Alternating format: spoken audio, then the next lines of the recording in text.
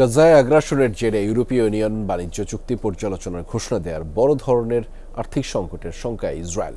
তেল আবিবের সবচেয়ে বড় বাণিজ্যিক অংশীদারও ইইউ।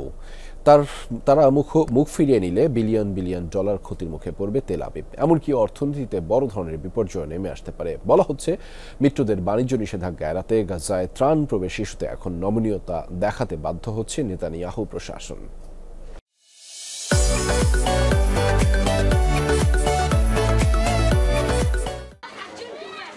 দিনের পর দিন ত্রাণ প্রবেশ করতে না দেয়ায় গাজা এখন পরিণত হয়েছে ক্ষুধার নগরীতে। অভুক্ত ফিলিস্তিনিদের কঙ্কালসার দেহ আর খাবারের জন্য হাহাকার তৈরি করেছে হৃদয়বিদারক পরিস্থিতি। দেরিতে হলেও যেন ক্ষুধার্ত ফিলিস্তিনিদের আর্তনাদ পৌঁছেছে ইউরোপীয়দের কাছে। গাজার পরিস্থিতি মানতে না পেরে ইসরায়েলের বিরুদ্ধে কঠোর হওয়ার ঘোষণা দিয়েছে ইউরোপীয় ইউনিয়ন। ইসরায়েলের সাথে বাণিজ্য চুক্তি পর্যালোচনার সিদ্ধান্ত নিয়েছে ২৭ দেশের এই জোট। পরিসংখ্যান বলছে, ইসরায়েলের সবচেয়ে বড় বাণিজ্যিক অংশীদার ইউরোপীয় ইউনিয়ন। গত বছর তাদের মোট আমদানির ৩৪% এসেছে জোটভুক্ত দেশগুলো থেকে, আর রফতানির ক্ষেত্রে এ হার ২৯%। বিশ্লেষকরা বলছেন, ইইউ বাণিজ্য বন্ধের মতো সিদ্ধান্ত নিলে ব্যাপক ক্ষতির মুখে পড়বে ইসরায়েল, যা তাদের অর্থনীতিতে বড় সংকট তৈরি করতে পারে।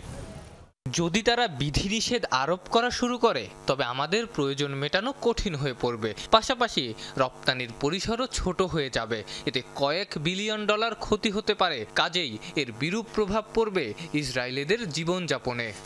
বলা হচ্ছে, কয়েকটি মিত্র দেশের হুঁশিয়ারি আর ইইউর বাণিজ্য চুক্তি পর্যালোচনার ঘোষণায় চাপ বেড়েছে বেনিয়ামিন নেতানিয়াহুর উপর। আর তাই গাজায় সীমিত পরিসরে ত্রাণ প্রবেশে রাজি হয়েছে ইসরায়েল।